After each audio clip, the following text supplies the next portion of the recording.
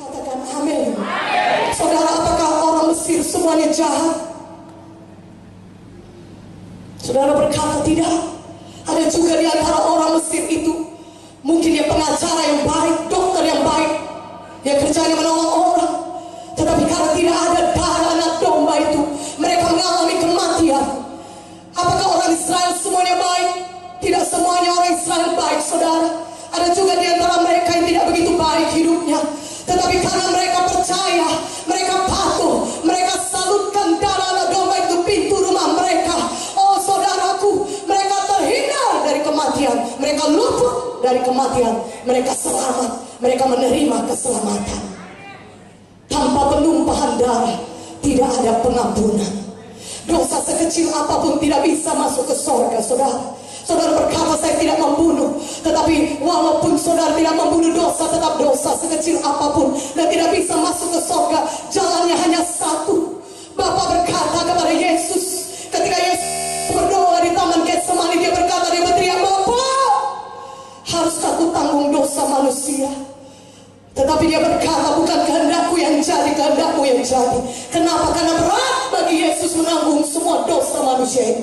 Karena dia harus berpisah dengan Bapa di sorga. Yesus tidak pernah berpisah dengan Bapa di sorga, tetapi dia menanggungkan perpisahan itu dengan Bapa di sorga. Kenapa? Karena dia mengasihi saudara dan saya. Dia mau menanggung dosa saudara. Saudara-saudara tidak perlu lagi menanggungnya.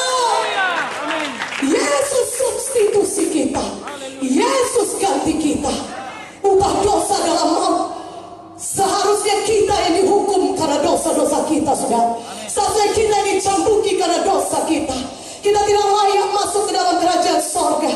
Upah dosa dalam maut, tapi Yesus menggantikan tempat kita. Dia mengambil semua dosa manusia ini. Dia mengambil dosa kita. Dia taruhkan di dalam tubuhnya di kayu salib. Tubuhnya dihancurkan, diremukkan, supaya oleh bilur-bilurnya saudara sembuh. Haleluya.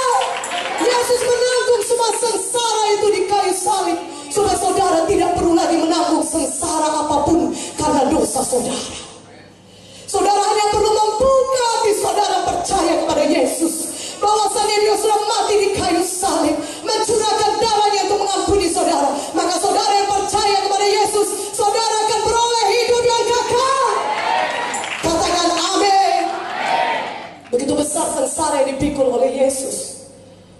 Bahkan sebelum dia disalibkan, saudara, dia memberikan dirinya dicambuki oleh tentara Romawi. Tentara Romawi memiliki satu hukuman penyiksaan yang sangat mengerikan, saudaraku. Orang-orang berteriak, salibkan Yesus, salibkan Yesus. Pilatus berkata, aku tidak mendapati kesalahan apapun pada orang ini. Salibkan dia. Orang-orang tetap menuntut, salibkan dia. Bukan, salibkan dia. Terlebih dahulu mereka mencambuki Yesus. Yesus diikat, saudaraku. Punggungnya, saudaraku, seluruh bajunya dibuka. Oh, saudaraku, dan punggung Yesus, saudara, dicambuki oleh tentara Romawi. Cambukan tentara Romawi bukan cambukan biasa. Itulah cambukan, satu cambuk dengan 5 cabangnya, dengan ujung-ujungnya penuh dengan beling-beling yang tajam, besi-besi yang tajam. Dan cambukan itu diayunkan ke punggung Yesus, dan itu menarik keluar daging Tuhan Yesus. Daging Yesus tersayat-sayat, itu merobek semua tubuh Yesus, saudaraku. Itulah luka-luka di punggung Yesus. Itulah pilur-pilur Yesus, luka-luka cambukan di punggung Yesus. Dan firman Tuhan berkata dalam 1 Petrus 2:24, oleh pilur-pilur Yesus saudara sudah sembuh. Katakan amin. Saudara sudah sembuh. Artinya kesembuhan sudah tersedia bagi saudara. Saudara tidak perlu sakit lagi. Tuhan Yesus mau saudara sembuh, karena dia sudah menanggung penyakit saudara di kayu salib. Tuhan Yesus mau saudara sembuh, karena dia sudah berpilur-pilur supaya saudara sembuh. Karena itu saudara percayai firman Tuhan pada hari ini, sehingga saudara yang sakit pada malam ini juga saudara bisa mengalami kesembuhan saudara. Karena semua penyakit saudara sudah selesai ditanggung oleh Yesus di kayu salib. Katakan amin. yang sukacita, katakan amin. Yang percaya dia bisa sembuh, sudah sembuh oleh pil Yesus, katakan amin. Saudara yang sakit, coba angkat tangan saudara. Berapa orang saudara sakit? Siapa yang mau sembuh? Coba angkat tangan saudara yang mau sembuh. Haleluya. Mari katakan sama-sama oleh pil Yesus, saya sudah sembuh. Terima kasih Tuhan. Saya terima kesembuhan di dalam nama Yesus. Mari berikan kemuliaan bagi Yesus.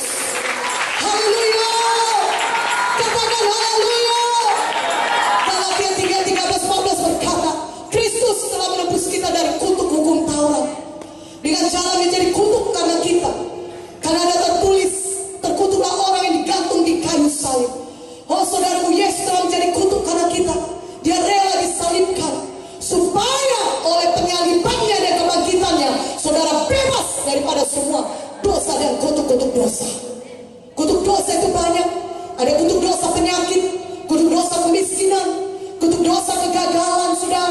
Saudara bekerja keras, saudara bukan tidak bekerja, tapi tetap gagal. Itu kutuk dosa kegagalan. Kutuk dosa kematian. Saudara, semua orang baik-baik hidupnya, saudara bisa saja mati karena kecelakaan. Kutuk dosa kecelakaan, kutuk dosa kemiskinan. Walaupun saudara kerja keras, orang tua saudara kerja keras, tapi saudara tetap miskin, anak cucu tetap miskin. Itu kutuk dosa kemiskinan, kutuk dosa penyakit. Saudaraku, nenek saudara mati karena penyakit jantung, orang tua saudara juga demikian. Dan saudara juga akan mengalami demikian. Itu kutuk dosa penyakit. Tapi Yesus sudah berbilur-bilur di kayu salib, sudah mati di kayu salib untuk